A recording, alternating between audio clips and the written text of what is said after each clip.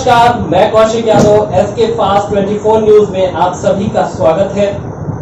देश और दुनिया की तमाम बड़ी खबरों पर आइए डालते हैं एक नजर। और जिस तरीके से आपकी चर्चाएं होती रहती हैं आपके मुंह से, आपने भी उसको बहुत सम्मान दिया। अलमबदी साहब पिछले 30 वर्ष से विधानसभा के सदस्य थे। 1996 में पहली बार चुन कर आए थे और 2026 चल रहा। बीच में एक इलेक्शन वो नहीं आए थे, 5 इलेक्शन वो लगातार जीते। वो अपने जमाने के एजुकेटेड, उन्होंने इंजीनियरिंग करी थी डिप्लोमा से। मैंने जब अध्यक्ष बना और मैंने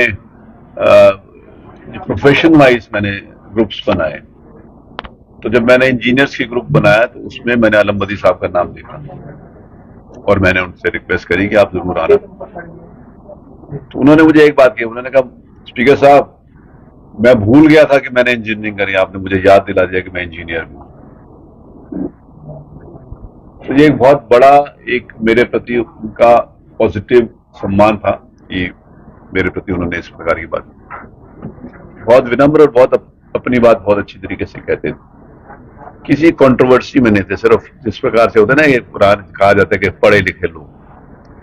तो जब मैंने विधानसभा में ये बताना शुरू किया कि विधायकों की जो छवि पिछले 30-40 सालों में प्रस्तुत करी गई है वो ही हकीकत नहीं है। यहाँ पर एजुकेटेड लोग हैं, इंजीनियर्स हैं, जैसे मैंने अलमबदी साहब हो गए, डॉक्टर्स हैं, पीएचडी हैं, मैनेजमेंट के लोग हैं, वकील हैं।